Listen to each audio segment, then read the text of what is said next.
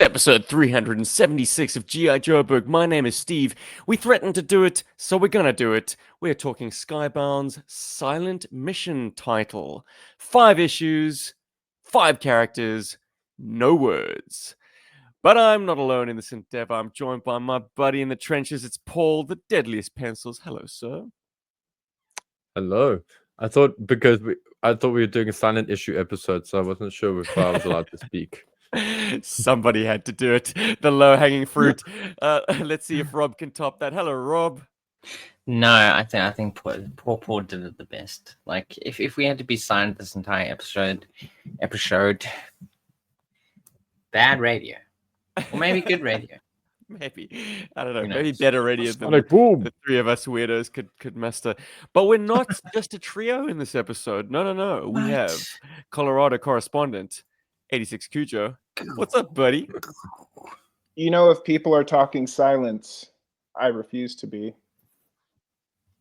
Very good. Wow. Okay. You're Wonderful anything but best silent intro. on this episode.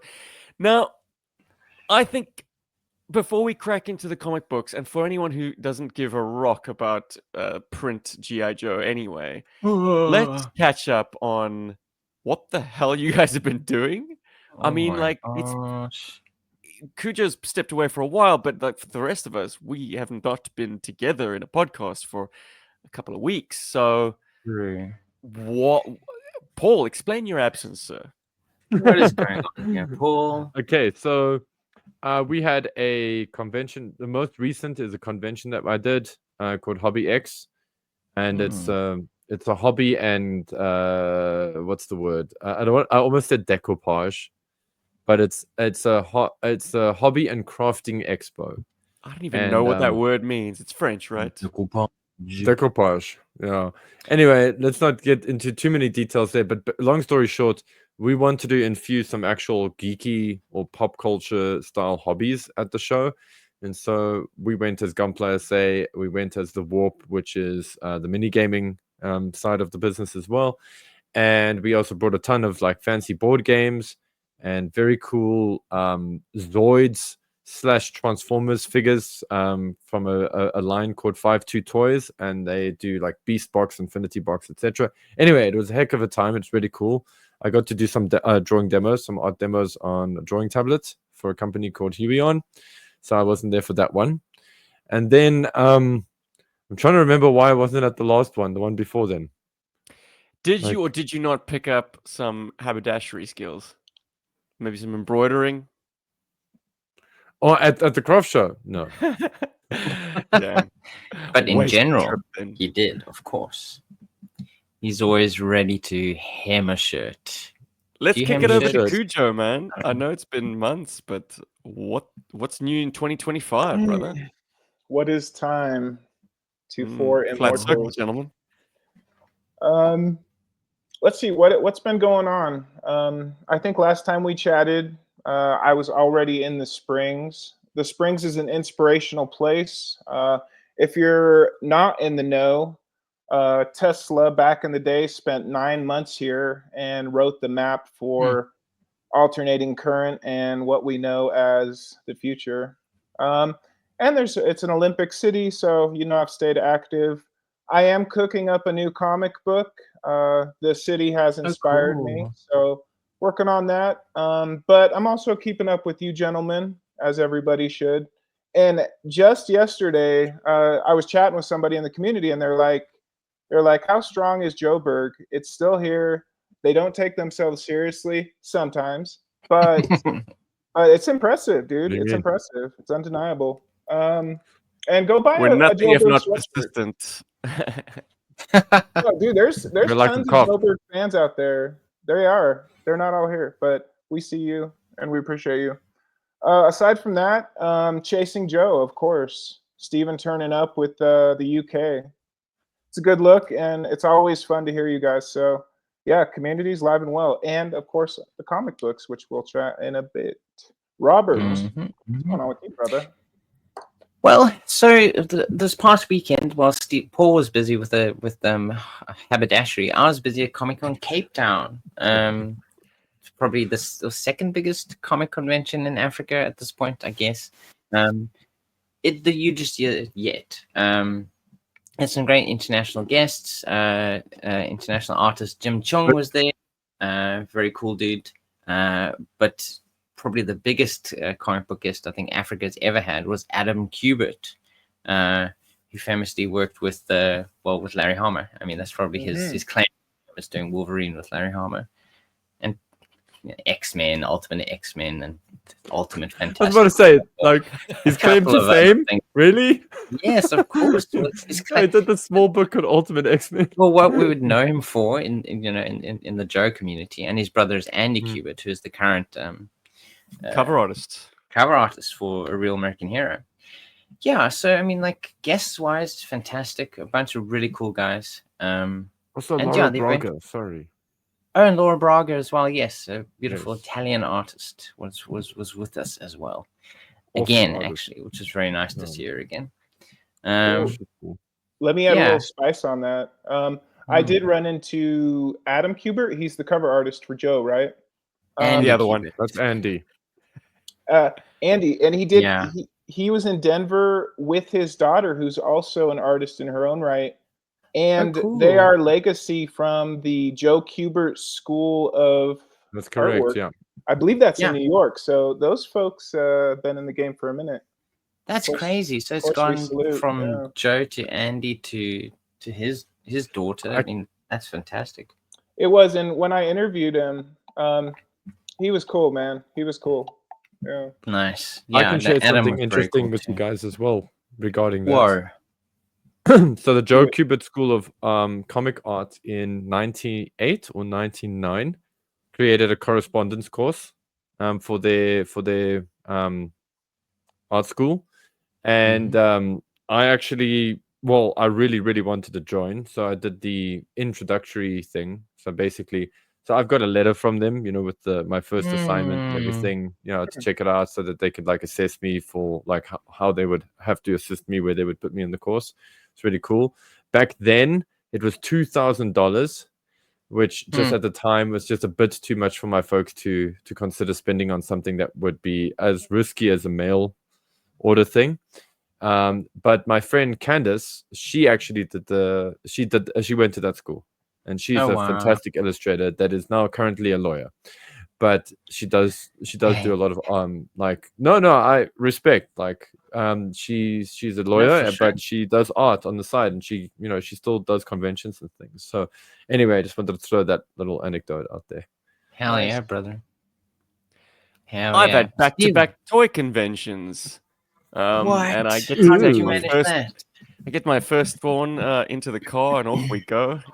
It's always a bit of a drive, so he's got his tablet and lots of snacks. But once we get there, he started to really get into his straps, man. He now, we kind of left the floor to get some lunch, and that's normally the cue to leave. But he was like, "No, let's go back in. Let's get back out there, Dad. We still got more toys to buy, Dad." Okay, steady on. I mean, we had done multiple laps to that point, and the more laps you do in any convention, the more you see. You really get down into the weeds, and there's boxes underneath the table. Let me scratch in there.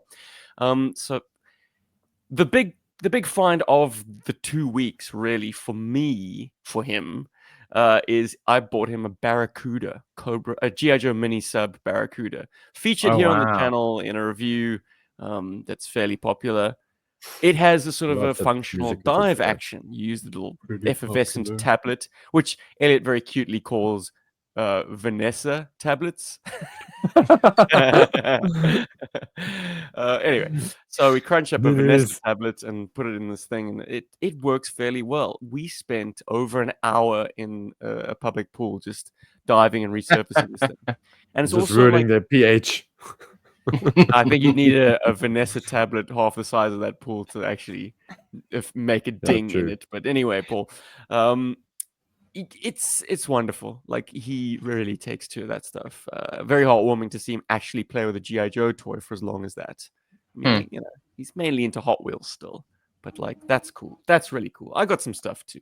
Nice. Did you guys get to see the the first release, I'm 89 Batman. Okay, so this was Toy Biz for the 1 year that they were able to put out Batman movie toys. Oh wow. And he's got a utility belt that actually doubles as a grapple. Though why you'd want to rappel yourself up onto anything leading from the dick, I don't know. I can think of a few reasons. That's dangerous, man. Vicky Vale, watch out. And the first convention I found the figure for $10. Vicky The Vale. second convention I found the cape, so he's as complete as I need him to be. He came with 2 smaller accessories back in the day, but this is all I needed for Batman. The likeness sucks, though. I mean, Kenner really upped their game the following year in terms of getting that Keaton look. Anyway, Yeah. enough That's about Joe. Batman. Got a Nice. T800 from the Terminator line Oh from no way. 1991. Affirmative. Probably the only figure from that line that is screen accurate, because the rest were all like Techno Punch Terminator and exploding T1000 and Light missile. piping. The Ooh. light piping is gorgeous. The waist has sort of rubberized, I don't know, tendons that give him a spring action. Oh, Very nice. Like a Bleaks. Very cool. Yeah, there we go. And the internals, nice detail. They've got like a That is so cool. just a cool bit of design. They've got this sort of moving part that you can see through a little Yeah, you cutout. can see inner frame details. That's so rad when they move. That's clever. Very rad on Great a toy design. basic 5 POA Yeah. figure from the 90s. Or not even. This is okay, it's 6. He's got elbows and lots of like tease Affirmative. joints because, you know, the endoskeleton by its very nature has exposed kind of jointage, but the action figure doesn't move along those fake joints.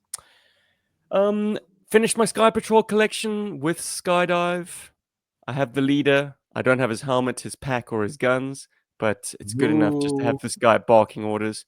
He's absolutely a Duke type from the file card, just like a up before dawn to do more PT. And he's got a great head sculpt. Certainly the oldest of the team, which is why he's the sort of the top sergeant. You know, that furrowed Insane brow, cheekbones. that lovely widow's peak. He's a great head sculpt. Tash could do with some work. It's not quite as big as mine, but you know. And then last, I mean, I could cherry pick. I still got tons of stuff, but like Rob's got Keep them, showing I us. know. But Micro Machines did a lovely set of or series of Star Trek ships. This is my favorite one of the lot. This is the Excelsior. Yes. And they are just lovely objects to have, particularly if you're a Trekkie who is in the process of doing a rewatch of Trek movies and classic TV shows. Anyway, Brilliant. Yeah, they're fantastic. that's enough new shit from me. Anyone else got some my cool toys? God. Cool toys. Oh my god. So I got Chun-Li. Spinning bird kick. Second player, There we hey? go. Now it's focused. Yeah, it's actually. it's the Street Fighter 2 Turbo colors. Oh, rad. Okay. Yeah, I also keep calling it second player, but it's actually alternate color. Yeah, because the second player was red, which is another version you can purchase. But this was the special edition one, which came with a bunch of extra stuff. She looks terrific. May I just say? Cool. And the texturing Got on the her is cool amazing kid. too. Like the texturing on her outfit is really good.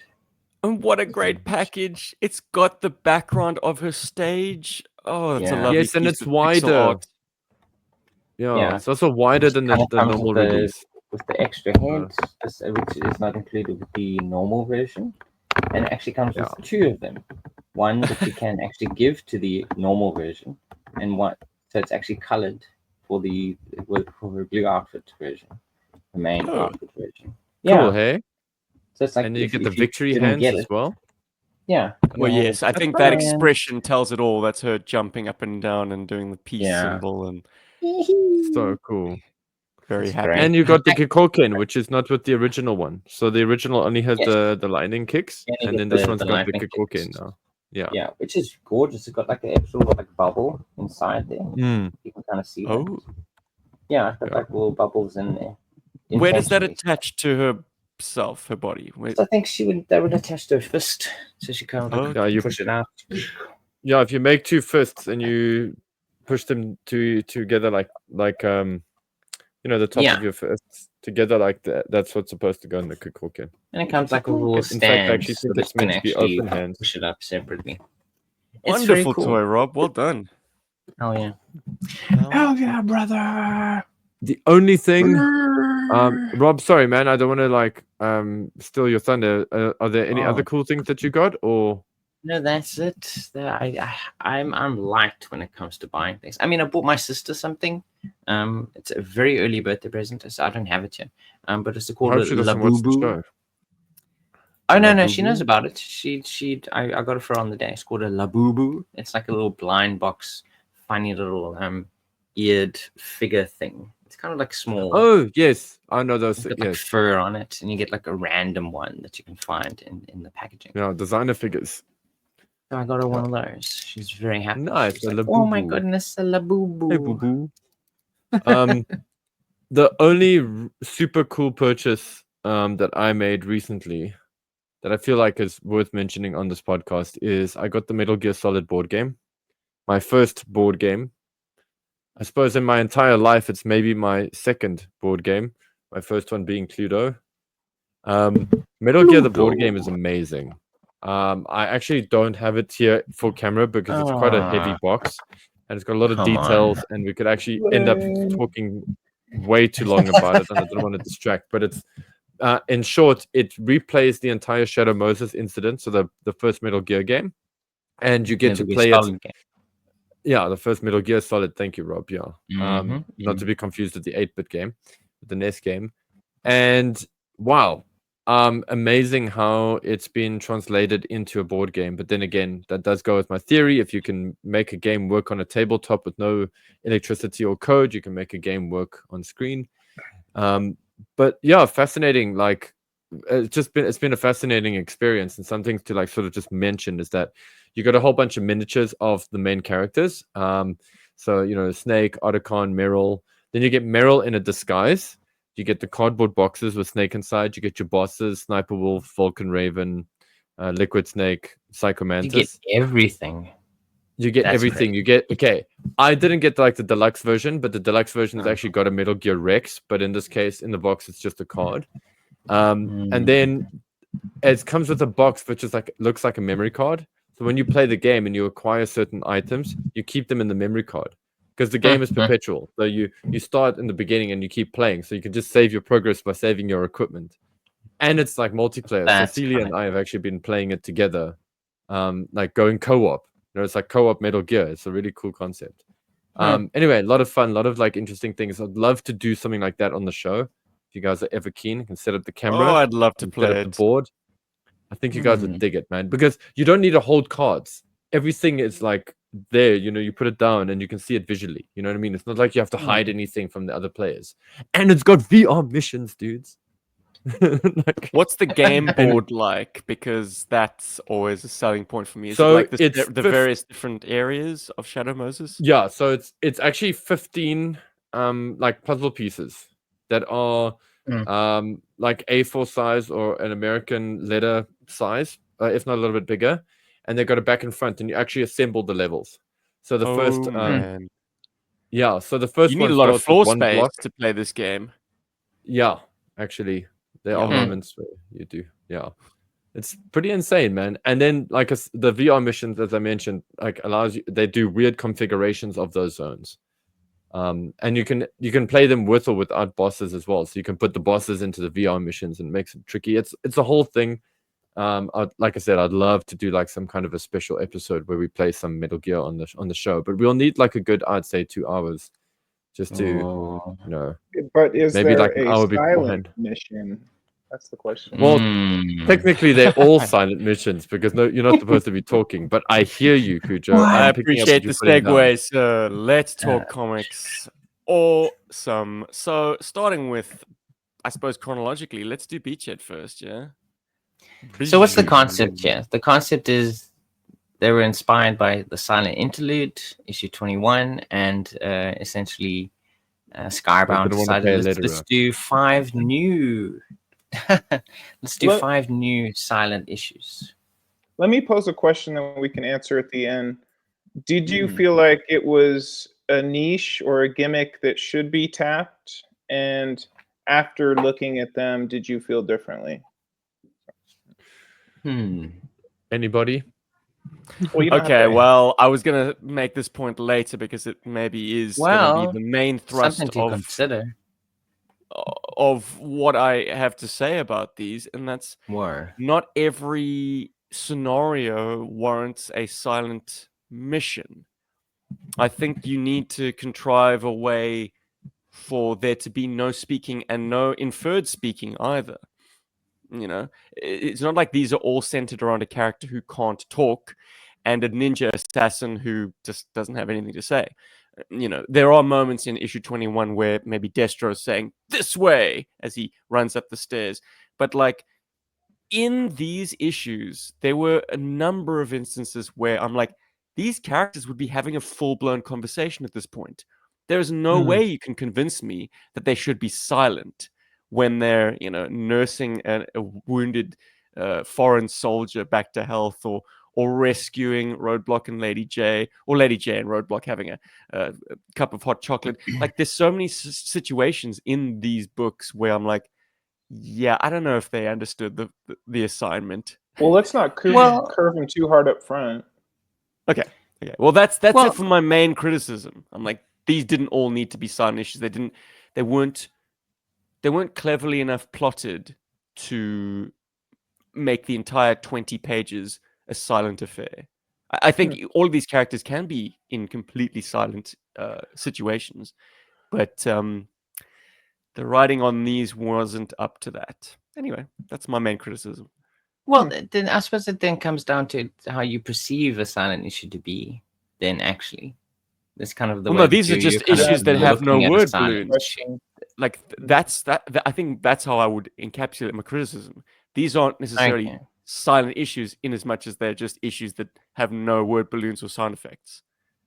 Like the letterers were on vacation for this, but they could very easily be talky issues.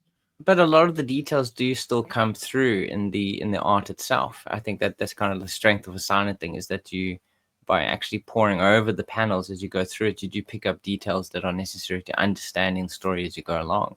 So forces you to interrogate the naked art as opposed to like the words giving you everything.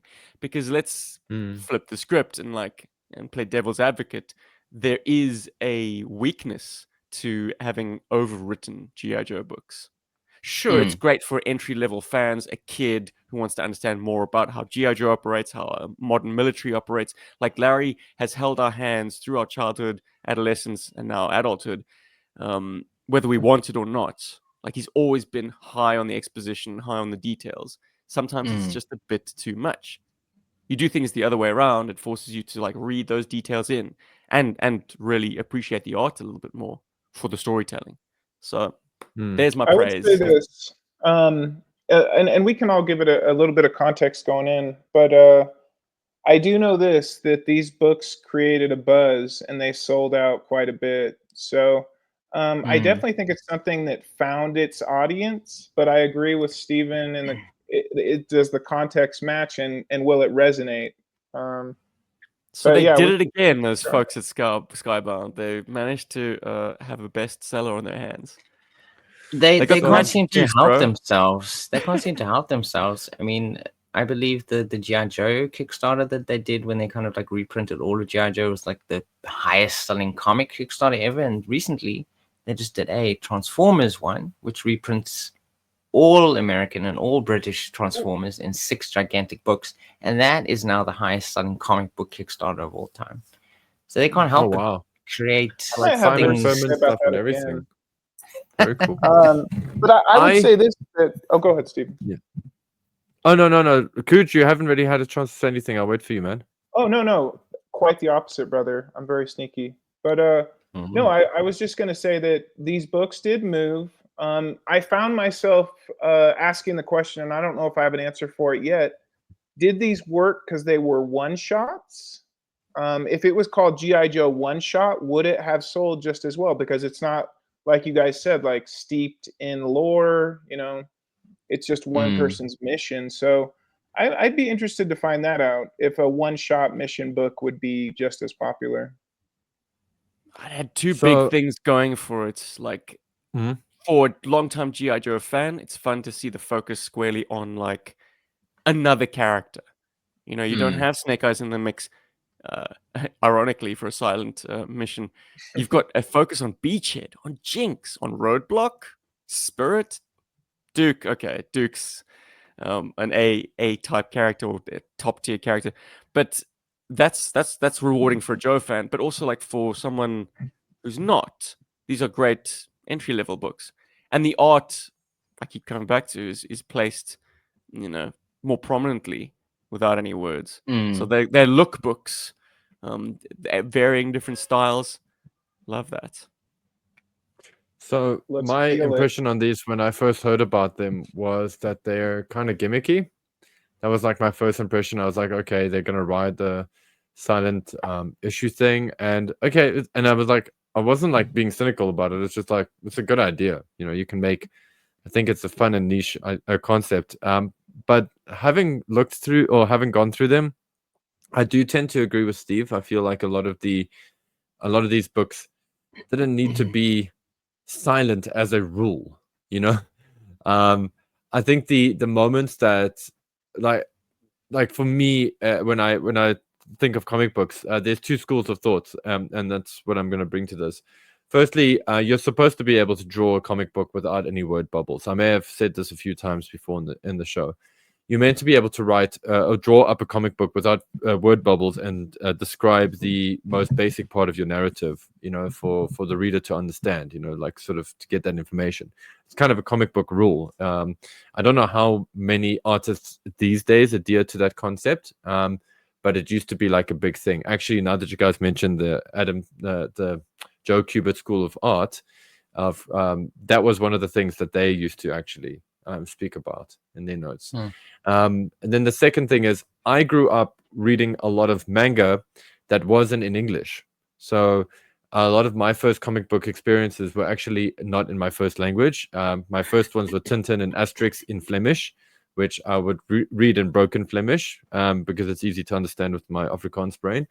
And then the next thing was Dragon Ball Z, Ranma, some Saint Seiya, all that stuff. And I could tell what was going on in those panels without understanding the language. And so coming back to this, yeah, I think if you're going to do a silent issue, you do need to enforce the silence part of it. You do need to enforce that the characters are not allowed to speak.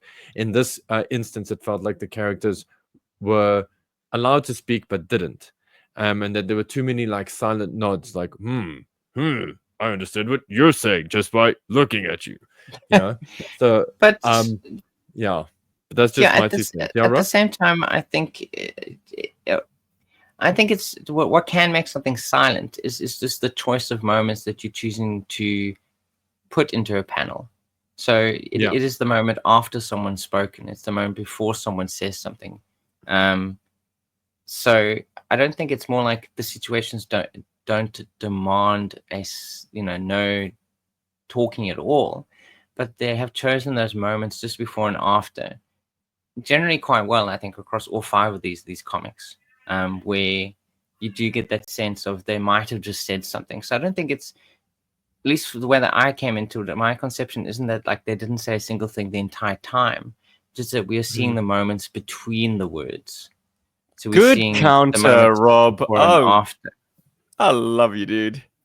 That's that's why we've been friends this long. Like, I have a criticism and Rob has the escape clause. But let's talk Beachhead. Yes, just let's get specifics. into it. Well, look, we don't have to do it blow by blow. There are Yeah, no, 4 of course. voices in this podcast, and I'd like to keep it around an hour. Some brisk listening for y'all. So let's not do 5 issues in great detail. But our new, or sort of our 4th member, Cujo, do you have a specific like and dislike about Beachhead's outing? Well, let me from the off say that I think Philip Hester wrote this He's good at his Twitter game, so I salute, brother. I thought it was an interesting choice and a good character to put a spotlight on. I thought the art was pretty kinetic, if not a little muted. I think for Joe, I need to see strong designs. If I'm seeing like villains, they got to look like villains. But in this case, I found myself asking, and you guys can answer this too. What do I need to see from Beachhead? What weapons are sculpted onto his character? Does he have that knife? And how are you going to kind of show me? Because Joe is a book of details. Is he going to put on that red beret at any point? Because right now he's just kind of in a brute kind of appearance. So I didn't find that. If you guys find any nuance in Beachhead's actions, I'm here for it. But I like the character choice, and it's interesting. Yeah. Cool. My jump into this was it was fun to see Beachhead doing something. Like I feel like he's just one of the many GI Joes that are underutilized. So it was cool to see him in operation and get some of his grit out on panels, on pages. My criticism in this book comes from what I was saying earlier. He gets shot and he doesn't even say "ow." Okay, like or He's a hard case, dude. Yeah, I don't care how hard case you are. You get shot, it hurts. You're going to exclaim in some way or another. But that's kind of character hard. hard. That's what. But that's my issue with this. Like again, Lord. it's like basically it's a silent issue, but they've just turned the volume down, and it's kind of a bit. It's like too arty for its own good, and this is a criticism across all of the books. Yeah, but we need to get but past then- that. I mean, we've stated it up front. Like, let's. I know, let's but enjoy I it for do. what it is. What do you think of the Yeah, art?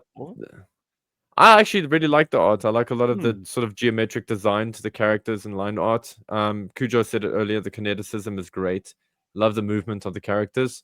Beachhead can take way too many bullets for somebody that isn't like flacked up. So that's a story critique I have. But I like the colors. I like the muted thing. It makes me feel like it's some kind of operation in sort of your Eastern Bloc side of things, or former, Eastern Bloc kind of countries. Everyone's breath is showing, which is key because Beachhead is a balaclavaed character. And I never bought him operating in the jungle, in spite of the fact that he's dressed in green, because damn, that balaclava is going to be uncomfortable. At least here he's in like the perpetual cold. Also, but then to like complement the silence here is these people obviously don't speak the same language as he does, and so there's not a hell of a lot they can say to him. So I feel like this is where the silence works very well, because they because then you can play it off as okay, they can't understand each other anyway, or they don't want to really talk too much because they don't want to let the neighbors know that they're harboring sort of a fugitive. So like that kind of vibe is cool. Again, yeah, that's my 2 cents for the Beachhead book. Yeah, I think I enjoy the use of silhouettes a lot of the time. Like you kind of get the outlines of the characters, which I quite enjoy. And there's lots of details in like the setting. It feels very lived in. It feels real. Kind of like the bombed out city. Like there's a lot of attention to detail in like what activities would occur in this sort of city. Bartering, trading for things, sort of the priorities that you have when it comes to this sort of stuff. Like the variety of violence is quite good as well. There's a great sequence later in the issue where Beachhead has to kind of like take on a squad of alley vipers, and the variety that he kind of comes up. Yeah, he kind of like he kind of takes them all out in various he's doing different ways. the Batman year 1 thing where like he's above them and he pulls a guy up, and then he's underneath the floorboards and he pulls a guy down, then he's behind the wall and he pulls a guy through the wall. It's like okay, one-man army, got it. One-man army for sure.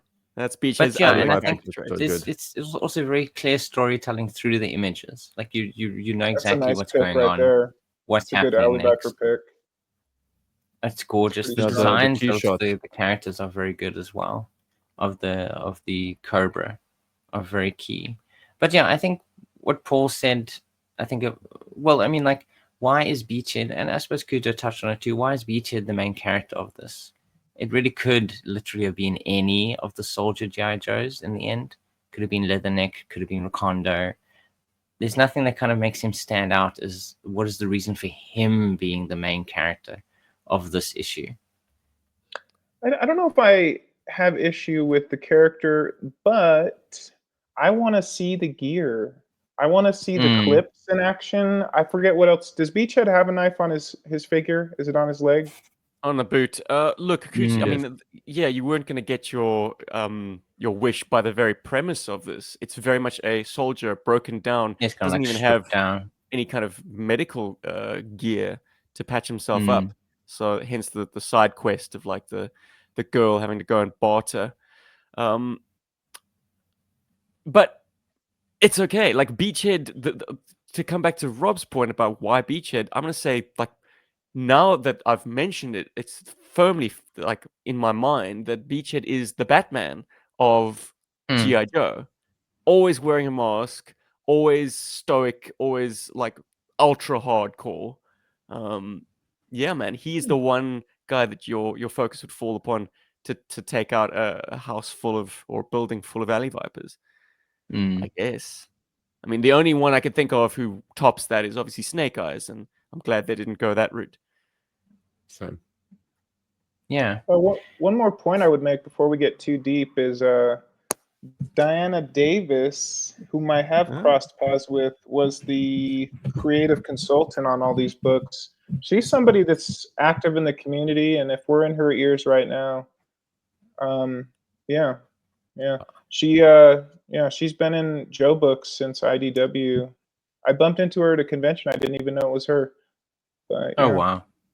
But yeah, she turns up on What's on Joe Mind and stuff. So I salute somebody who's active in the community as well. She was That's talking these awesome. books. Cool. Yeah. Nice. My Let's wrap last it up bit on about Beachhead. I would say the Feedback. last thing, if they reprint that book, just kind of like you guys said, it's kind of Eastern Bloc. Like add dialogue, but do it in like some Eastern language. Like that'd be a great addition. Yeah. Like don't do Beachhead's talk. Do the people in the village, like write dialogue for them and do it in their language. Yeah. That'd be a great outreach to. It would make it more of a fuller issue. Yeah. Yeah. Even Then you have to type into speech Google. bubbles with Morse code or Cyrillics, something. It'd be interesting to see what. Anyway, it's not realistic. what's the next one? I can't remember. Is Jinx the next one? What's next? Jinx Woo! is indeed next. Jinkies. Oh, boys, Jinkies. I'm going to tip my hand and just say Jinx is the how reason dare you. for this This is a whole smoking hot shebang. book. Yeah. Danny from Greece, I learned, responsible for the arts, and it's stylized and it belongs in a one-shot book. It really, really is spectacular. Colors are amazing too. I love this book. It's a Frank Miller tribute. Yes. Yeah, it feels very much inspired by Frank Miller. Heavily inspired. And my high point, Night Creeper. This is surprise Night Creeper. Confrontation between Jinx and Night Creeper was fantastic. Ooh, I love it. I love it. A countdown clock. Give me a countdown clock. What is your second highlight, Steve? Oh, no, we're just going to get into the weeds then. But I do find it curious that there's a drum of diesel fuel in this Night Raven hangar. Which makes no sense because it doesn't use diesel. It's not a tractor. Okay, this is a high-performance jet. Anyway, No. they very prominently say that there's diesel in that drum.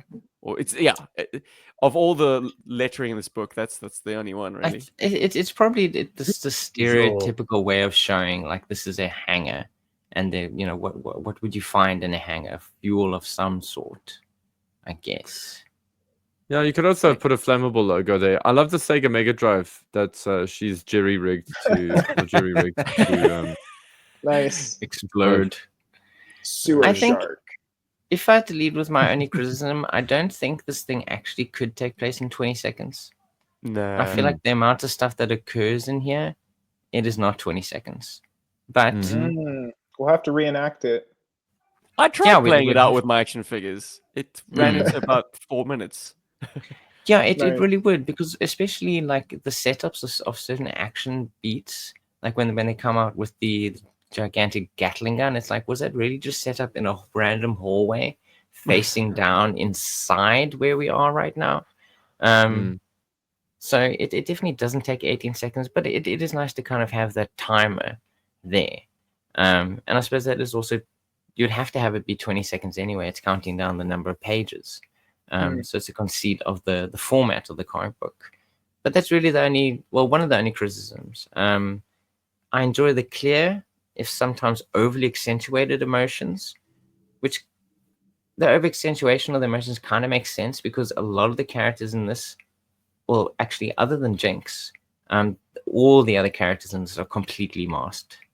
Like you can see her eyes, so there's this little bit of expression going on there.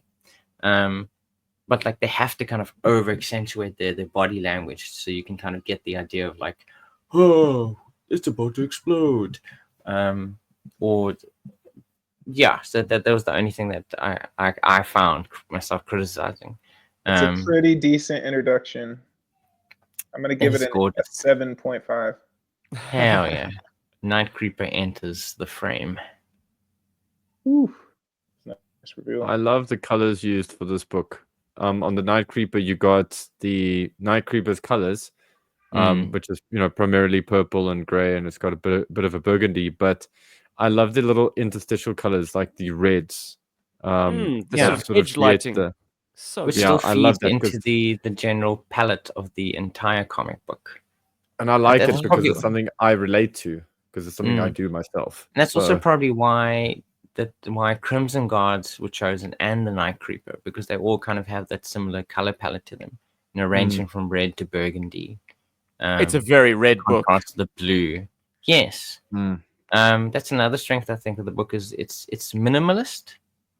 In the number of panels used and the color palette.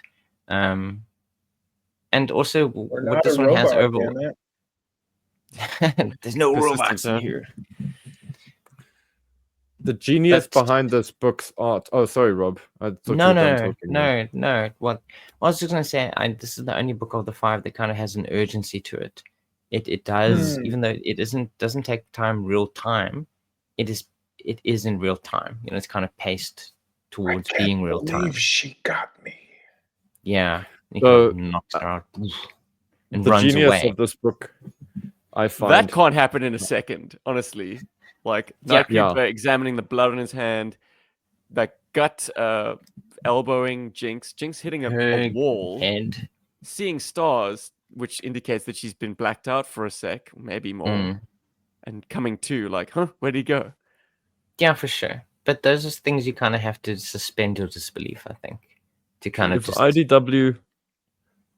Yeah. Mhm. Well, dude, there is such thing as time dilation. Our perception of time changes when we are when we have adrenaline pumping. So things do Yeah, go but does slower. time so- dilate with the ticking clock? I mean, that should be regimented. Anyway, Anyway, I love this book. It's just beautiful, and I love a Jinx focus, and this is how it's done properly. So I've got nothing bad to say here. This works as a silent mission well, and a one and shot. that's what I- Design is so damn good. and I should hopefully for the trilogy get this right. The genius behind this book, and if a Skybound is allowed to do so and get licensing approval for it, even though because they don't own the license, every panel and every page in this book has the potential of being a T-shirt, and it would be very interesting to see if they could make apparel, like collectible apparel that is every single page of this book, disseminated into like panels or whatever, across T-shirts or hoodies or beanies or whatever. I think it would be very clever to do something like that. Imagine owning a because every- complete set. Right? Yeah, but that's the whole thing. I mean, it would be a brave and like insane kind of thing to do, but insane is not necessarily bad when it comes to this kind of thing. But every one of these panels is like amazing. The artist definitely like put a lot of love and care into creating the book and creating this consistent emotion, and also draws one of my favorite Night Ravens in the GI Joe comic books. Yeah, I said it, and yeah, I just really think that there's quite a lot of genius behind this book's art, should I say? It came from this direction. I have a small criticism to levy at it, but I feel like I'm criticizing. It's a critique rather. No, it's a criticism, but I feel like I have to do it. Otherwise, I feel like I'm just praising it.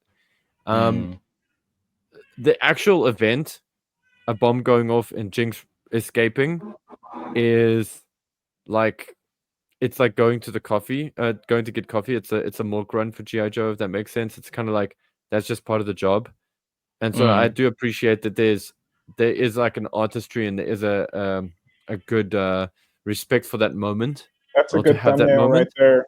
Mental note. But that one, yeah. But ultimately, like, if you had to go, oh my god, this is the best book in the world ever, and somebody goes, what's it about? Well, it's basically about a person running out of a building. So, I mean, it's more than that, obviously, but I feel if there is a critique for this book, it is just that. But I think if you can summarize these in one line, it kind of. But then you kind of get into it and you start reading it, and it is a lot more than just that one line. Which is why I also brought this up. It's more than what's written in the story. Sometimes it's the experience of reading a comic book. It's the experience of having this moment, which is more important than quote unquote good dialogue. And I would say so far, we haven't gotten through all of them yet, but so far this is the best example of a silent issue.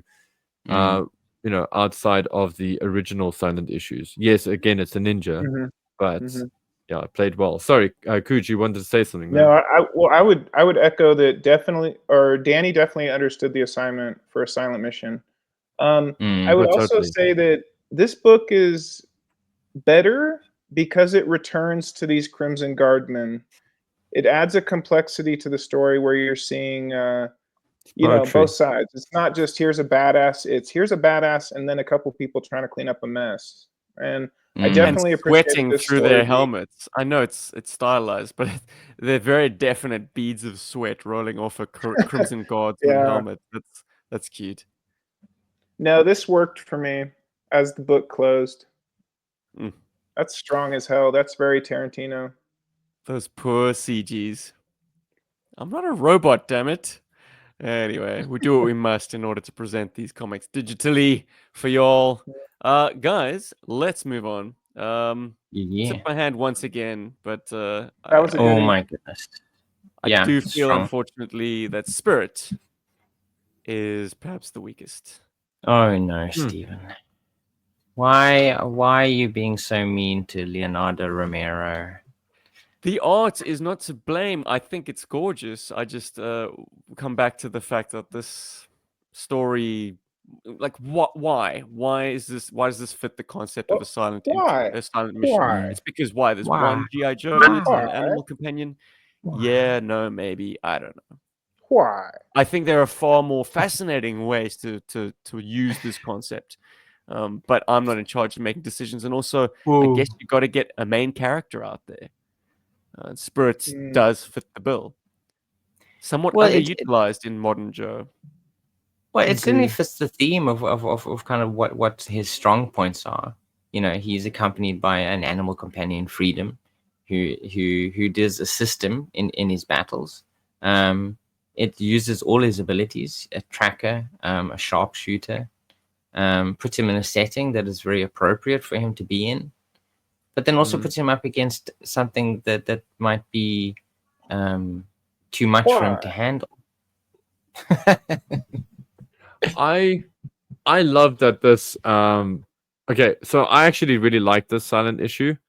And the argument there is that actually a lot of action that we do in our daily lives is done without us actually speaking. So this is to come back to Rob's counter argument. So when the only people you can talk to are animals, then it makes sense that it's silent. Okay, so that's just my justification for that. But I love the art, for starters. I think the amount of detail and the page layouts are incredible. Like if you look at that one DPS where it's got Spirit and he's sort of like bundled up this little wolf cub, All of those little panels that follow afterwards are kind of like a conversation, the way that they happen. And like that kind of thing that's very clever, like visual design. But anyway, I love the fact that we get Spirit getting a focus issue like this. I think it's great that we, like Rob mentioned, we see all of the cool things that he does. And I love the whole protector of nature vibe that he's got going for him. Now, I know I might sound like some kind of bleeding heart hippie, but I do appreciate that he takes the time to go and to look after that. Like this is his like thing. He loves nature. He wants to protect it. He's going up against something which is completely anti-nature and anti-natural. And it's fun to see that. And also kind of a cool way, like I like that this book is trying to sort of imply that this is the origin of Spirit and Freedom's relationship. Like this is how they become friends. Because the man has clearly got like high animal kin. Yeah. Because he meets He meets Freedom in this. No, I thought Yeah, their that's the feeling relationship I was get from it. established. Yeah. No, because he feeds Freedom that first time. Like Freedom like seems like kind of dubious, like a bit like careful around him. And then he I didn't get offers that him at something all. to I eat. thought they were a team right through this book. Yeah, you see, that's well, that's the thing, right? That's the thing with the silent issue. When you don't have words to confirm those things, your imagination read allows you into to it. infer. Yeah. But you see here, he's like, "Oh my god, what's that?" Like, so there's a panel where we introduce to Freedom, and there's a rustling in the bushes, and then Spirit whoops around to see what it is, and the bird's like, "Fuck," you know. Yeah, And Freedom's "Don't with shoot." him as he begins his tracking. Freedom is there. Yeah, but he wouldn't be. Yeah, but he wouldn't be startled. Or at least that's the feeling I get. I don't know. It's just the feeling. I feel like they met. This is how like this book. Like, Paul, you were gets it on to me. fire until that point. Yeah. I don't think Yeah, this is well- the first time Spirit and Freedom are working together. I think they're a team. Rob, roll up for me quickly, or Steve, roll up for me. Spirits way on to the the Roll up, car. roll in up. the first panel. Quickly. Mm. Hold on. More. Spirits on the car. Yeah, he's on the More, car more. there. What to the Okay. the cover? So go down. We got the wolvies. No. Go Oh, down. goodness. Great Sorry, radio, guys, Paul, come listeners, on. we're gonna love this. So there we go. Okay, so they are friends. Well, that the vibe I got was that I just met. So. I just read this. Yeah. I okay. think it's but the thing is, you could interpret that. I mean, maybe they're not as good friends. They know each other, but he is kind of very wary. Or it could speak, but that's the thing. You could interpret it different ways. And I like that there's kind of a mystery in the story as well. Because Yeah, what is again- the robot that he's going up against? It kind of And also, kind of like, in the Freedom's leading details. him to this place as well. Sorry, I Mhm. just wanted to put that out there. It just seems, again, it feels like they just met. I'd love to get some clarification on that, actually. No, Again, it's the no problem with clarity. no words. There's no clarity here. No clarity here. You Look, should. it's just occurred to me now that like Spirit, excellent tracker, maybe, but what he's essentially tracking down is this massive clearing with this enormous Mars facility. I'm like, Yeah, all you needed was a drone flight to check that out. Like totally. Freedom was on the money there. I mean, Freedom was his Mm. eye in the sky. Like Spirit didn't need to do much hard work at all to find this place. It's massive. Well, yeah, with this one, what I really like is, I like the use of lots of animals. It's very appropriate to Spirit and the setting. I like that there's kind of suggestion of a mystery about what the bear bot is. You kind of get those little details as you kind of go along, and the actions of the bear cubs. Yeah, and I also like the use of sound effects, because you did get that a little bit in Silent Interlude, where you kind of have like the action kind of suggested by just kind of sound effects, which I think you would often find in Japanese comic books a lot. Mm-hmm. Yeah, but it's not. This one isn't awful. No. But it probably is one of the weaker ones. By I sound feel. effects, you're referring to like when a box of bullets drops and When that a box of grabs- bullets drops, or the kind of like the alert above a character's head, like they've noticed something Yeah. is going on. Yeah, but let's not show the entire issue now. We got a lot of blocking in, which is also pretty cool. Like, But Cujo, what are your feelings on Spirit? Well, first of all, I hope that our words always find artists, because how do you kind of grow, I guess, or disregard criticism if it ever comes? But Leonardo, if this finds you, I would say this, that GI Joe is always going to be a book of details.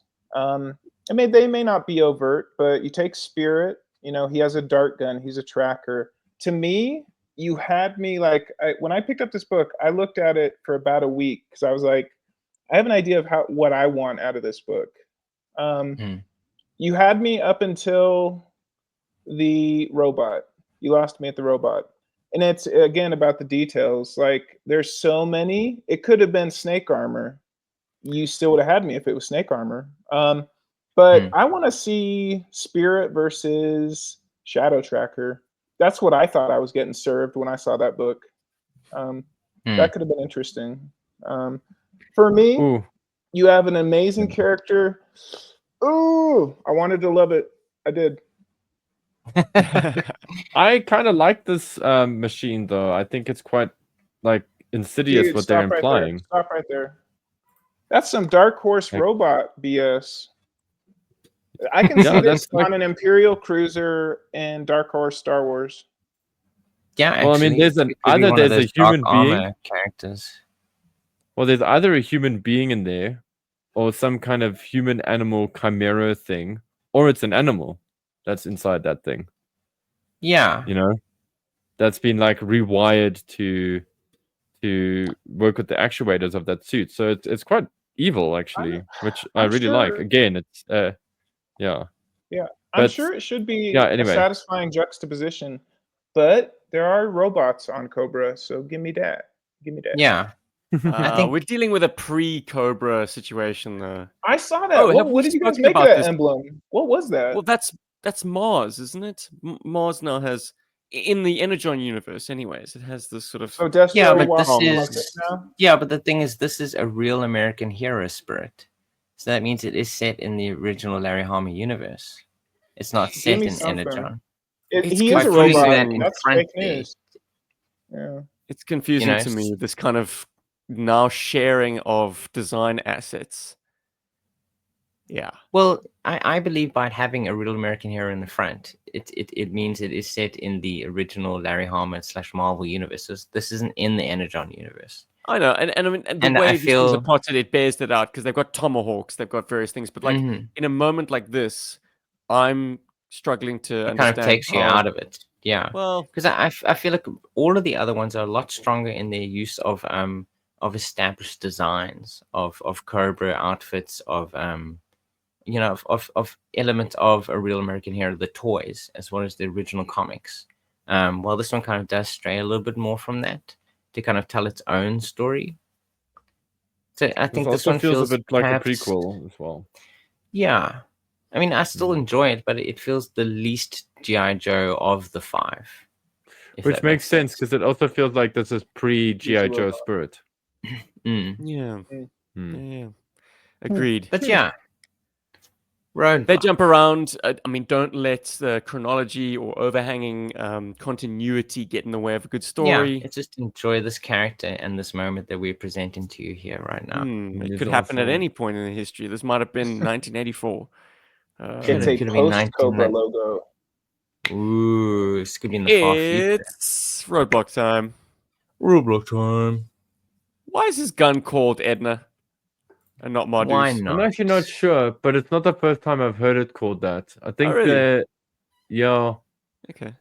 Although I think that might come from Hasbro's marketing team. Yeah, maybe they're not allowed to call it. Book. Yeah, maybe they can't call it Mardus anymore.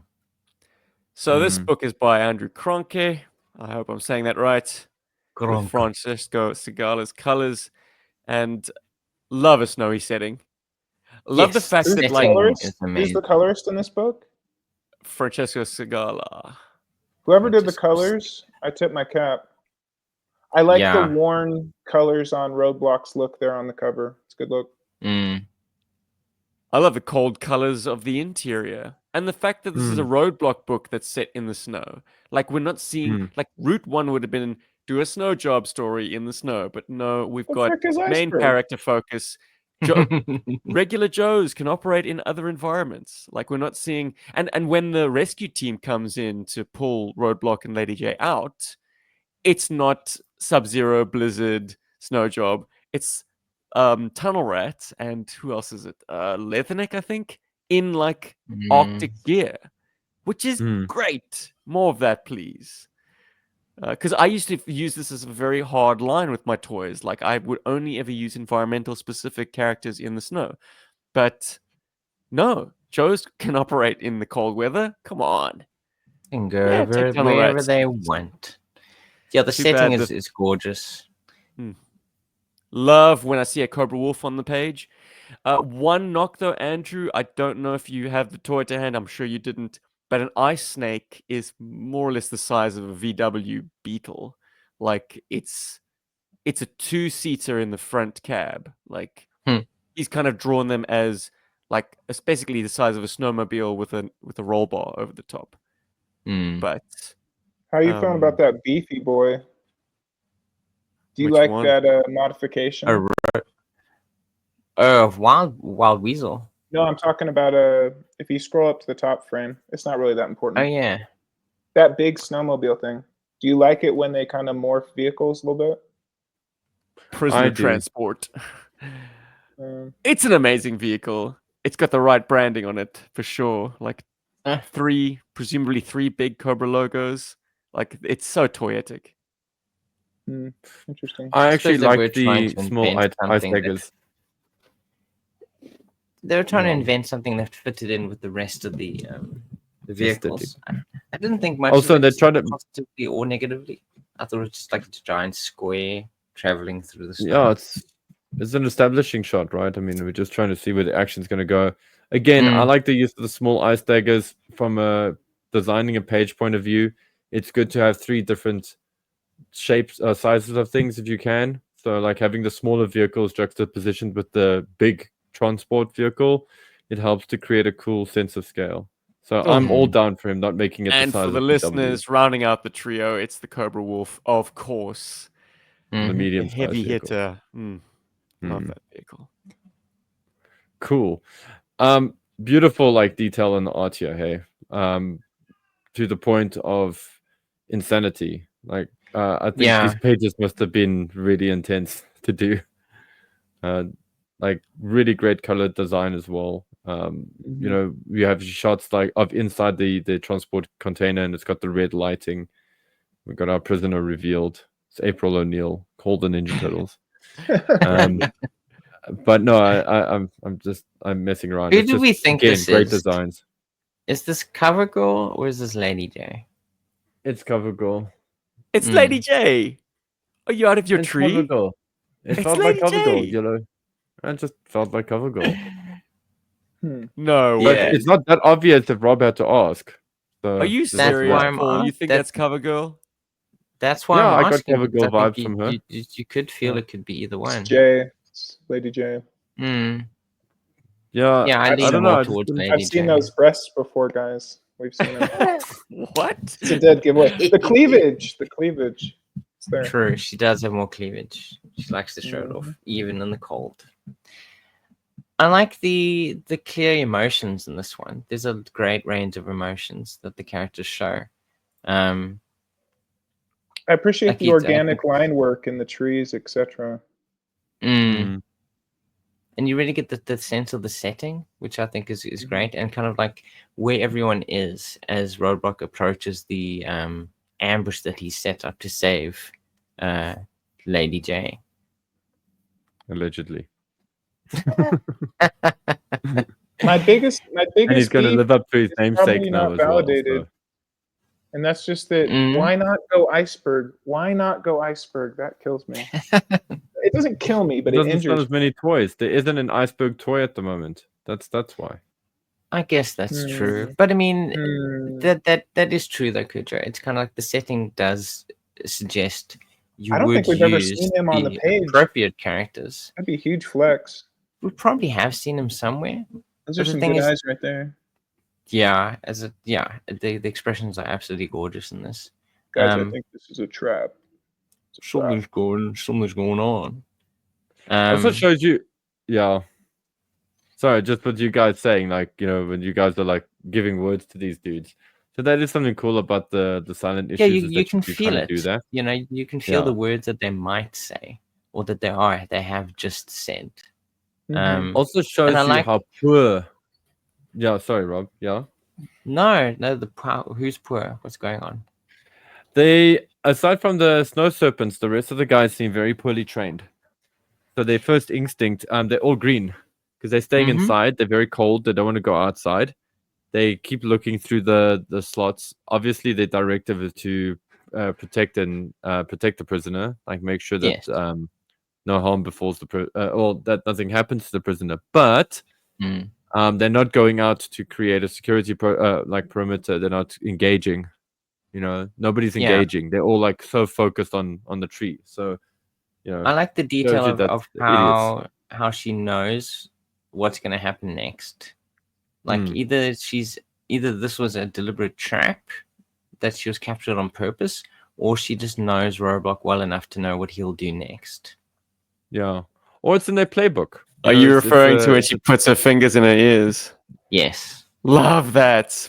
I only caught that on my second read. She knows what's coming next. Mm. Again, I Awesome. think this is also part of maybe it's not necessarily a Roadblock thing. It could just be part of their playbook. You know, like Right. Here But comes again, the loud very cool. stuff. Mm. yeah, here comes the boom. Yeah. Bang. Beautiful explosions. The once again the there's lots of varied action. So we get explosions, gunfights. Roadblock, because of who he is, can do a lot of stuff that a lot of other Joes cannot do. So he gets very physical with a lot of the. That's the a great Cobras. frame where he's doffing that jacket. Good stuff. Kind of like revealing his Yeah. toy accurate physique and outfit. And outfit. Yeah. No, you can't just have him in a parka. Cinematic, baby. He's got to be in the muscle top. Oh, jeez. It's Um, great, though. a bit of- Lovely battle bear. I mean, vehicle accuracy is off the chain in that splash page with him. That's Yeah, the when cover he right has there. something to reference, his accuracy is absolutely incredible. I think that's why kind of like the prison barge kind of looks a bit weird, is because when he kind of came up with his own design, he essentially came up with a square with tracks on it. Easier to draw, Rob. Easier to draw. We'll No, never know. absolutely. Also had, like- and it's not the focus for sure. You but probably also it's- had like a day to come up with the damn thing to be consistent Yeah, in the for book. sure. So also give the man that. Like, But Yeah. yeah, and it's I like the introduction of Wild Weasel, and you kind of really get the sense that he is this imposing giant of a man, which I suppose isn't really. Yes. I think Cujo's expression that you cannot see is suggesting like where did that come from? Where do we get that So- in the comics?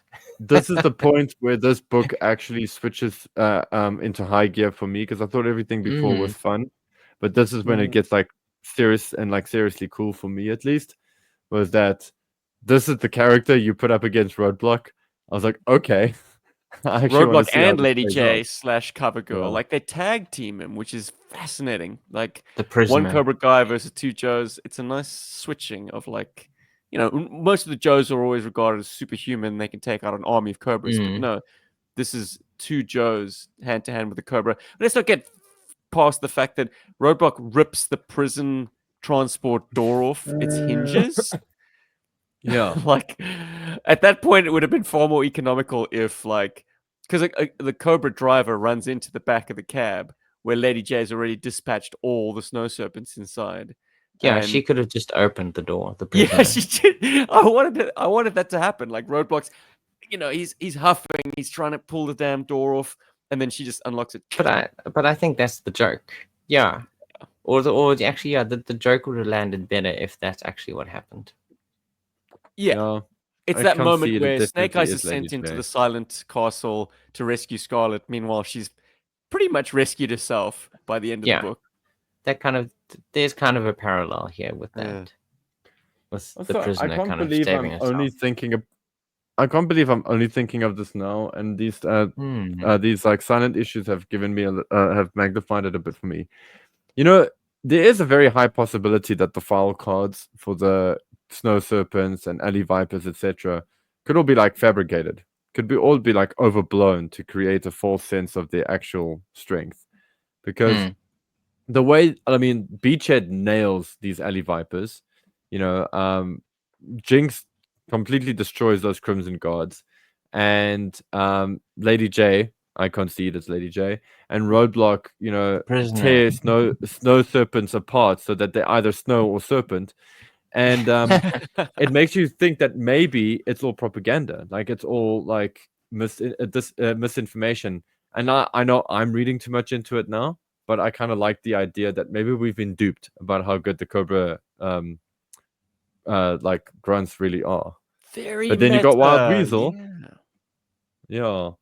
But then we Okay. got the Wild Weasel, who definitely earns his stripes. I mean, he's coming in here. He's coming in hot. Beautifully rendered Rattler. Hey guys, like just want to put that out there. Accurate ordnance too. I mean, any one of these bombs would have been adequate, but like he fires all of them. And we have the classic, you know, characters being thrown away by the bomb blast, but like just dusting themselves off. Like, no, that's not how bombs work. If you're in the blast, you are vaporized. You can't hear shit. Action heroes. And you vaporize. Have you ever missed a step at night? Is that what the frame depicts? You're I've not missed getting up steps from in the daylight, Cujo. So yes, in a echo of his debut issue, as Chimney Sweepers come to dust, Roadblock whips out his heavy machine gun and shoots down a Rattler. Rambo style. It's almost well, it is. It's a visual quotation of that frame. We're just missing Duke, sort of standing on the hill, watching the Rattler, the stricken Rattler, go down. Love that. Yeah, I love that. Great. I love the. Sorry, this is maybe it's a personal memory for me and anybody here who played the Rambo game on Genesis, for you in America, and the Mega Drive for the rest of us. That shot where the Rattler's coming up at you and Roadblock's holding the Marduce and he's shooting at it. It just reminded me so much of the boss battles in the Rambo game from the Genesis. The Hilo, you know, when you fought against the Hilo and the Hilo With your again. bow and arrow. With your bow and arrow. Oh yeah, I remember that. Cool game. Now I have Anyway. one praiseworthy bit of the art chores, and that's the fact that like the bullets are striking the Rattler exactly where the damage panel is. That's a nice touch. Knows how to play for the crowd, huh? Exactly. That's Toss the pencil out. fanboys, the raving toy geeks out there like myself, a little bone. And we'll be like, yeah, I saw that. Thank you. My favorite part of this whole thing is that we actually get a recipe for hot chocolate. That's quite a cool little detail at the end of this issue. Yes, I agree. That's also very clever. I'm going to draw Bit of- attention to one strange bit of plotting. We see a Rattler go down, right? It's quite a way away. It's not just a couple of meters from Roadblock. He hikes over there. All the while, Wild Weasel, who presumably ejected, is still floating down on his chute. I'm sorry, man. Like, did he somehow ascend 5,000 feet? It's Like, in order probably to have that much maybe there's like parachute updraft. time? An updraft in the snow. Yeah. Somebody's lying about their steps. That's what I'm saying. It's very amusing to me that Roadblock has hiked over there, and Wild Weasel still has time to kind of drop on him. Still in the air. Yeah, As if he fell onto a peak or something and then like base jumped. He waited. And I was like, okay, he's coming closer. We jump now. This parachute's good for another go, isn't it? I just really like this shot. This very Batman shot of Wild Weasel coming in. I love it. Stomping Joe faces. And yes, as we alluded to earlier, it's a 2-on-1, 2 Joes on 1 Wild Weasel, and he's holding them down. Bully For a style. time. Yeah. The beat 'em up combo there. Kick to the face, sweep to the leg. Seems counterintuitive, I love that. That's right? such a Like, surely a sweep to the leg would be dropping Wild Weasel and lessening the impact of Lady J's kick to the face. The prisoner. Yeah. I will never disregard a kick to the face. It doesn't matter if I'm falling backwards. It's gonna hurt. I love how the Just an knife extra- that he was wielding is like shown in full spin as it. I mean, it's precarious. That Nice. might go into Lady J's leg, is all I'm saying, but it's a beautiful kinetic Who shot. knows?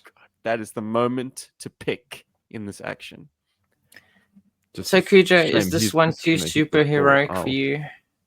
Is it too? Yeah, it feels like the much? tale of two movies, really.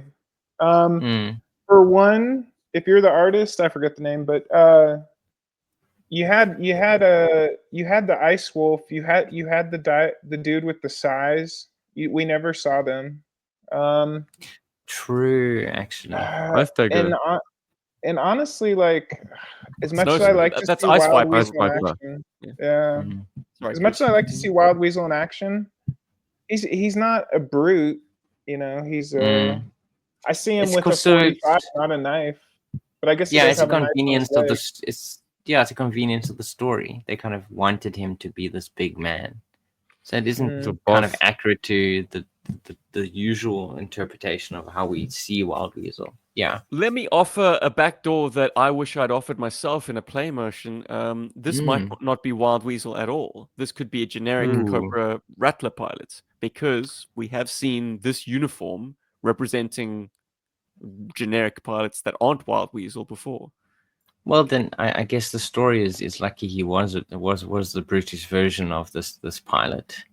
Yeah. Otherwise, this final sequence wouldn't be as bombastic as it turned out to be. Bane Weasel. Either way, he's dead now.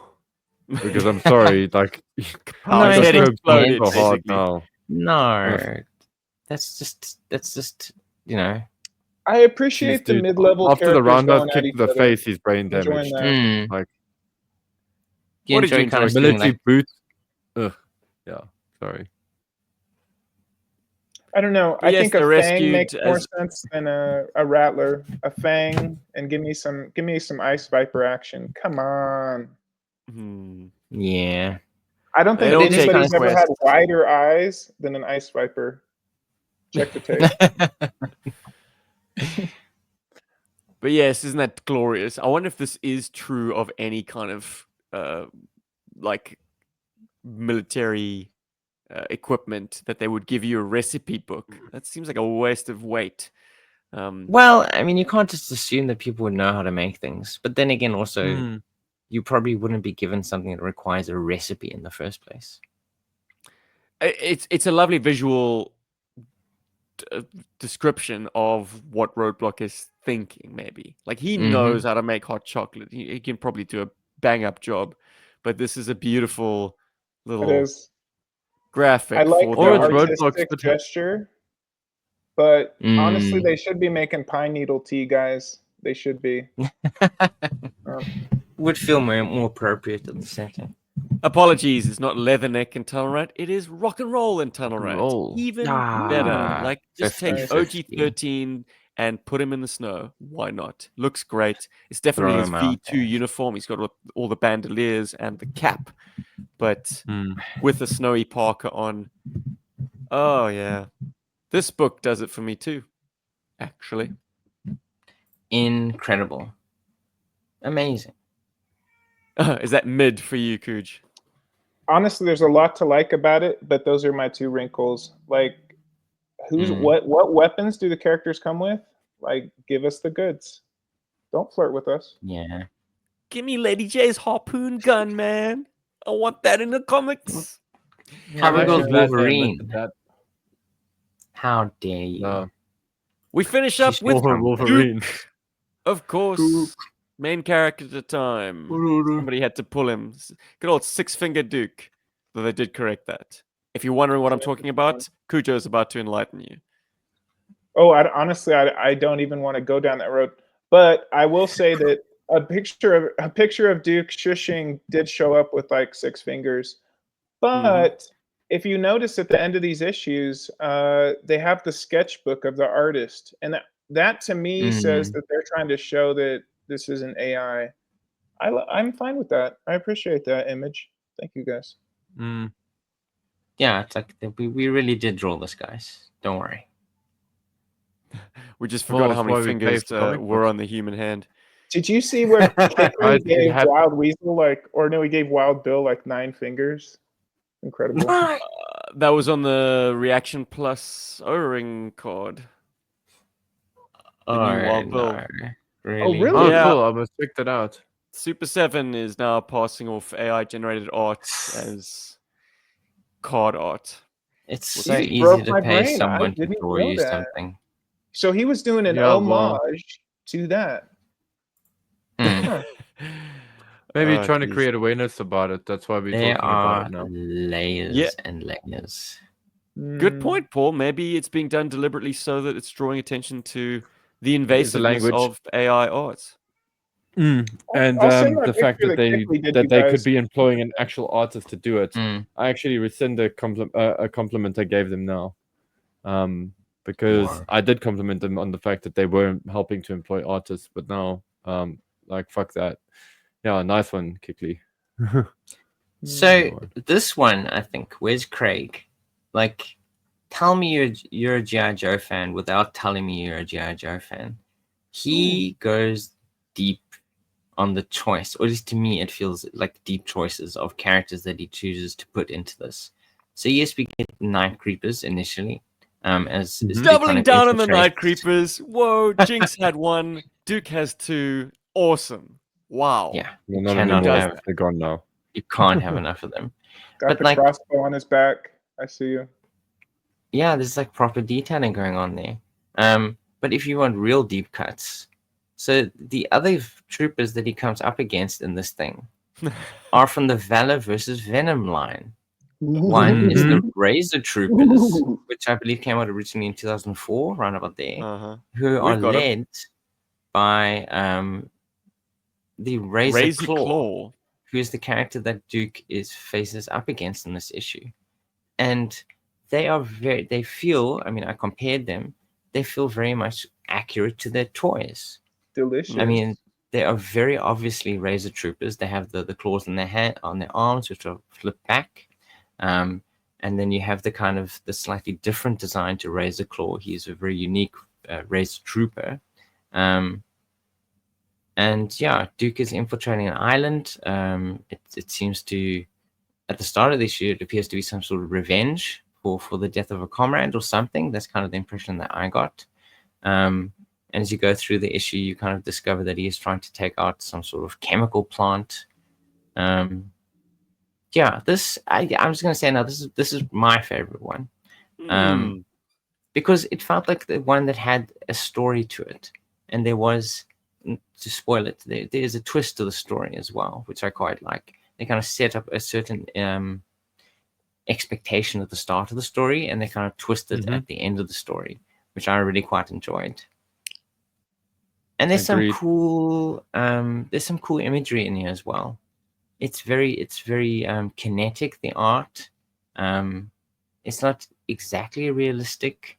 There's some beautiful use of kind of perspective when you eventually see the base that he kind of infiltrates with the lights feeling very realistically lit. You kind of get little like spots of light all over the place. Once again, wonderful variety of action in this one. Great establishing shot of the chemical plant. Beautiful colors. Yeah, it's very straightforward. It's telling a very straightforward story, but it is telling a story. You know, it's a mission, but it is also a story in itself as well, which is what I enjoyed the most about this one. I have Well, a question for the artist and writer. Sorry, Steve. Oh yes, yeah.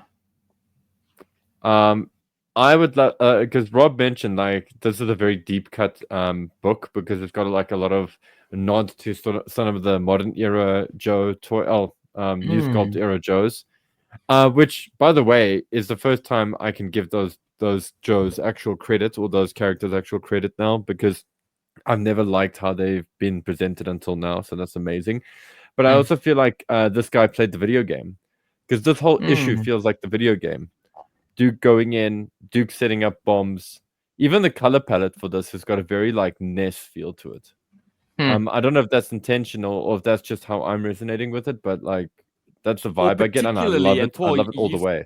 You've hit on something Yeah. there. Kid Software, who did the GI Joe Taxan game, for Nintendo, also did Kickmaster, and they also used this kind of mid-tones, this purples and turquoises. Hey, totally that same palette. Whew. Mission 2, and even the bomb, Antarctic even the base. bomb placement. It's very cool. Yep. Yeah. It Isn't a looks like this Sega place Genesis. is manufacturing some kind of neurotoxin gas or liquid because they've got toxo vipers. Secret sauce. Maybe like what does it do though? It melts Razor Claw completely down to his skeleton, but when it's inhaled, it gives Duke this crazy dream sequence where he's watching bombs fall. He's becoming the mastermind of the Cobra organization behind basically like multiple This is Cobra a huge commanders. panel, man. Yeah. This you can sit and think about for a while. He's able It's to like the inject Cobra himself with version of some like shrooms. antitox, Yeah. some antidote, I antigen, could have let whatever that. I could have let that drug sequence go a page or so. You should I'll have let that bet you go. could. But Yeah. Like extend it a little bit Nice. further. Actually, Though that would have great been amazing. brevity in making it one splash. I can applaud the fact that we didn't linger on it too long. It's Artistry. like this page tells the whole story, and because it's a splash, it is kind of dreamlike because it's moving through time on one page. Like Duke, I failed. The bombs have dropped. Now I'm forced to step in line as a Cobra card carrier. Or he's Cobra Commander. Yeah. You either die a hero or live long enough to see yourself become the villain. That old trope. or stick a needle in your leg. Love it. This Yeah, is the deep cut, Ephedrine man. shots, I or- applaud the use of Razor Claw. Like that's coming back from Valor versus Venom, and I think the plot line there was he had some vicious animal's DNA. Him and the Razor Troopers. Well, he bites Duke, so yeah. Yeah, his teeth are very vicious as well. I mean, in the broad stroke of Valor vs. Venom movie is like Cobra's using animal DNA to infuse with their troopers. Hence, these very kind of animalistic, berserker, rage-filled Razor Troopers. Not only that, but they're using the cheapest animators money could buy. Why do we have a repeat panel of Duke? Like, I know, once again, bad radio, but we've got a repeated panel of Duke with absolutely no change. Now, I think that's a bit of a cheap repeat. If you're going to do that, give him a little, like a slightly different expression. Well, they did. The one on the right is brighter, yeah. It's so subtle. Oh, right. I'm almost inclined to think it's a mistake, actually. Okay. Well, it's just the It effect feels of like a maybe the mistake. flickering flames around him. But like, if you're going to do repeat panels, like something must have changed because otherwise it just looks wrong. Like nothing, even when you are completely still, there's motion in the lack of motion. I don't know. I needed like the eyebrow to arch a bit more or the mouth to fall open a little bit wider. What's that over there? Yeah, damn artist, like how dare you draw this incredibly, detailed book only to fuck up now. We're kidding, of course. I know it is jarring. I agree. It is. It's a weird choice. I'm like, why would you let yourself down like that? And it Does does look that like lend itself to because AI? deadlines, dude. Yeah, Because deadlines needed to fill that necessary. layout a little bit more. Yeah. Would it lend Deadlines itself? I don't know if necessary. it would. It's more like it could be that he had a panel layout that he wanted. Don't make me start snooping, Image. I don't want to do it. But I'm Like- stoked this is your favorite one, Rob, and certainly worthy of it. Who knew that you would fall upon Duke as your favorite silent mission? Incredible. Well, it's the story being told as well. The book is alive. The art is alive. I definitely, I Mm. didn't expect to love this one because I'm just not Duke in a silent mission. But no, I thought the colors invited you in. You guys have said that, and yeah, it was a nice. I didn't know about the deep cuts, but you got me. You got me. It's great. Well, as we're closing off the silent issues thing, I do love the idea of character-focused books. Especially like I think this was a cool initiative. As I said in the beginning of the episode, I felt like it was a gimmick and stuff. But I think it was a great way to put a spotlight on characters that don't often get the spotlight put on them, and that was a like super fun thing to do. Another thing, I would love like one of my favorite like modern GI Joe books is actually the oh god, I can't believe the words just escaped me. But anyway, it was an anthology book that was really recently done. I think Randy Falk did the art for it, and it had the different Joes and different scenarios, like Spirit, you know, having OCD and all that. Hearts and Minds, GI Joe's Hearts and Minds, and I wish we get. I would not. I wish. I would like to see more of that kind of thing. There's a lot of GI Joes who would benefit from having those kind of repeat appearances in anthology books. You know, we don't necessarily always have to have the damn Avengers. You know, so I appreciate that about this. And this is going to make an awesome trade paperback as well. To have a trade paperback with all of the silent issues, and it'll be like and with all the Silent extras that Volume they 1 or did whatever. include, it would be cool to see Yeah. even more extras, more sketches and stuff to kind of show off. Hearts I and also hope- Minds had a story in Yeah. it that is where I would want to see a silent mission go, and that's to an environment that doesn't allow for any sound. There was a Deep Six story, particularly strong. That was great. But my mind always would go to space, and I know this would never pass any editorial, but like, there's a Cobra or a Mars trooper, Destro trooper that falls from low orbit, like, you know, basically jumps from space to achieve his objective. Like, how cool would it have been, like, as the kind of the real black sheep of the 5 issues, to do a baddie focus on a single Mars operative, a Target. I would love that. That would be That- so cool. That would have been Well- my pitch, but like, no one would have agreed to that because main character. That is Let me not a main pose a character. He'll question never real get that quick. focus. I'm on my own. I wouldn't countdown say clock. never. Hold on. Yeah, Cujo? I got 4% left, and for some reason I'm not charging. But Ooh. I would like to pose a question. I haven't really thought it out myself, but if they were to continue silent missions, give me a character that makes sense to you. And I'm curious, do silent missions lend themselves to bad guys as well? Could we see Firefly in a silent mission? I hope so. I Absolutely. think 100%, yeah. You I'd got like to see a to. night creeper one, Hold, actually. hold on, I'll listen off the air just because the computer. 4%, But, 3%, 2%, yeah. 1. But yeah, Alright. look, you can jump. Cooch, thanks for joining us, my man. Love you all Cujo, the thank time. you Anytime. always for Anytime. joining us. let me say this. Let's not Give be us a word. strangers. Joe community, you're still it. You're still it. Think about it. How's Star Wars is still turning up, Mhm. but do people stand? No, they don't.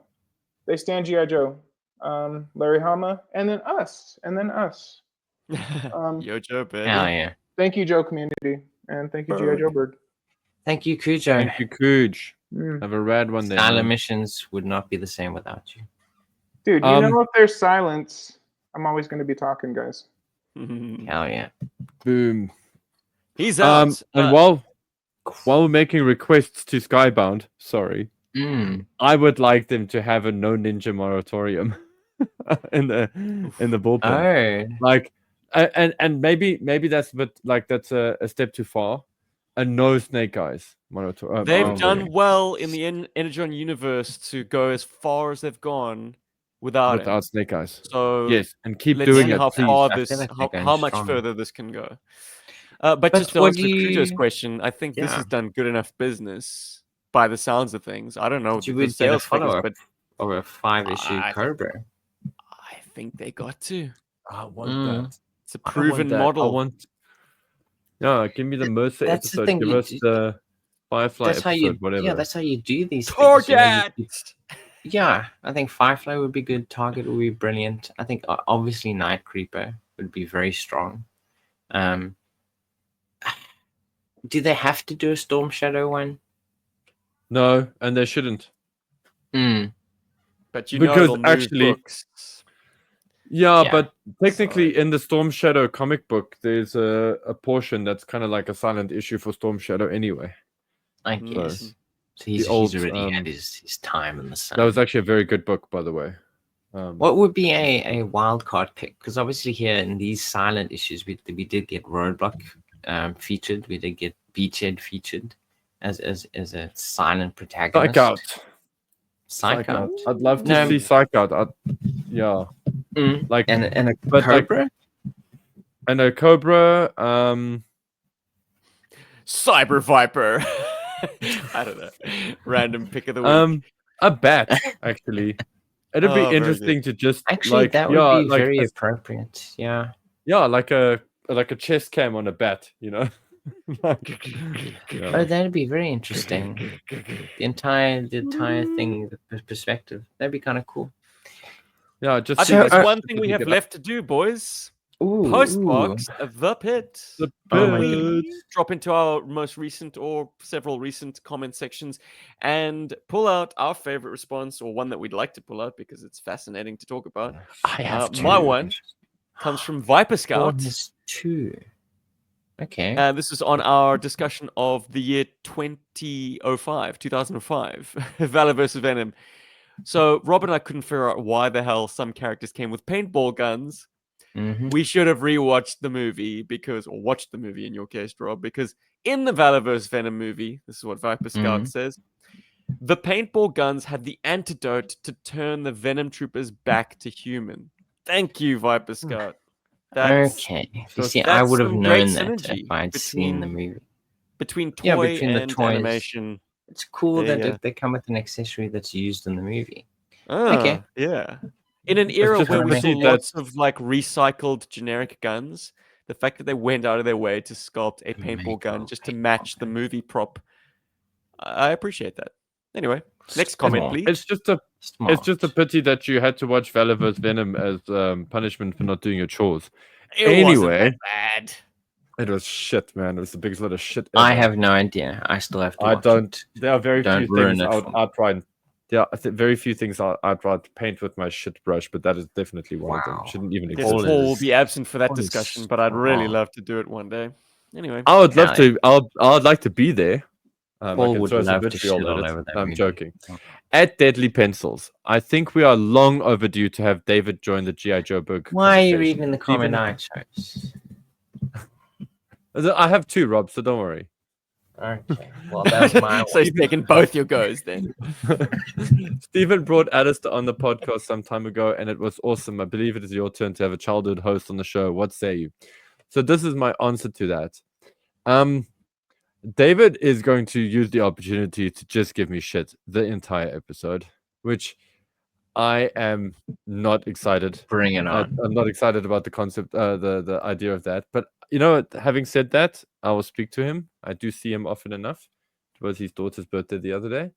It's like, I don't give you enough shit on this show. Hey, Paul. Oh, dude, you have Gotta no idea. You have double no down. idea. David- Double down. David is quite hardcore with that. And yeah, let's see. That's not cover Let's girl. see. What are you, stupid? Yeah, but yeah, like believe it or not, stuff like that doesn't even like phase me as much because that's how it was with David. No, I'm impersonating that David said- at this point. I'm sorry you didn't catch my subtle change. Well, you see, Oh, that's my the thing. I didn't even like register because it's just. But jokes aside, David has had one or two like bad car accidents, and the one has affected his memory quite a bit. So there are some things man. that he might not remember, which is a bit disappointing. Well, hopefully with you there to kind of spark that, you might be surprised that the connections Is that that- might be made. Oh, I prod Rob all the time, and he hasn't had any car accidents affecting his memory. It's like, yeah, you remember True. that game we played? No? Yes. Okay, well, let me tell you. I'll tell yes, you I what you do. did. I do remember it. no, David just remembers us kicking ass, or rather Nice. kicking my ass in fighting games for a long time until I got good. What's the second and I comment wouldn't you even wanted say I- to feature? The second one is, and thank you, dear commenter and listener of the show. It's super cool when Paul is right, and you are right. Wow. Thank you for saying so. Any comments that don't refer directly to you, Paul? It seems Well, you're a that was the whole popular- point. These were addressed to me. I didn't want to take Hmm. something that wasn't addressed to me because then it would be like awkward. Then we'll be in a situation like Rob is in. Well, Think I chose McFly. that because I wanted it to be a point of discussion. It's a very obvious point of discussion. I was like, I love why that don't we comment that have was him like, on? I like Rob's voice. Yeah, I like that one too. And that's interesting. I also chose one that referred to me last time. Yeah, I don't think there's anything wrong with us getting comments that are like aimed at us Oh, because for sure. I mean, who better than to address them than us? Then to You know? us, of course. Yeah. And who are the people addressing these comments to us? Who are these amazing people? Well, some of them are Whoa. certainly our patrons. Mm-hmm. They have Rad. stuff to say a lot of the time. We really have a really great group of people supporting us. And I like We to think really it's do. because we're such cool people. You know, we inspire them to be Well, better. you're cool, And Rob. of course, they inspire us to be better too. So it's kind of like a little circle of life, you know, of inspiration and love and I don't know, you know, It's the second. loving. If you want to get a hold of us, Loving is you half can the either battle. drop into the YouTube comment section, or hey, sometimes people send an email to arealsouthafricanhero@gmail.com. It's true. The address is And we got a linked below. great email. Yeah, We do have a great email. address. Actually, Sam Oh. Smith, Whoa. attorney at law. He wanted to follow up on our discussion of 1995 GI Joe, saying that when ARAL was cancelled, a lot of 95 product was finished. It had been designed, tooled, and ready for manufacture. Rather than trash all that work product, Hasbro decided to incorporate it, unchanged or virtually unchanged, into the Sergeant Savage line. No one likes Sergeant Savage very much, so a lot of that 1995 ARAL Fair stuff enough. can be had for cheap on eBay today. And then he included a Dropbox link to a PowerPoint to illustrate his point. I have not had a chance to look at that just yet, and I will be very intrigued to take a look at that soon. Elliot's finished his breakfast. I gotta go. Thank What you, do you know, Sunny, for Elliot? the It's We're insight. time. finished too. Yes, Yes, Sam, thank Yojo, you. see you next week. Yeah. Love you long time. Love you long time. Everybody have a six. great free comic book day and Have a great one. Mother's Day to all Have a our great one. mothers and people in mothering positions. We salute Correct. I love stepmoms. you. I Yojo. bet you do.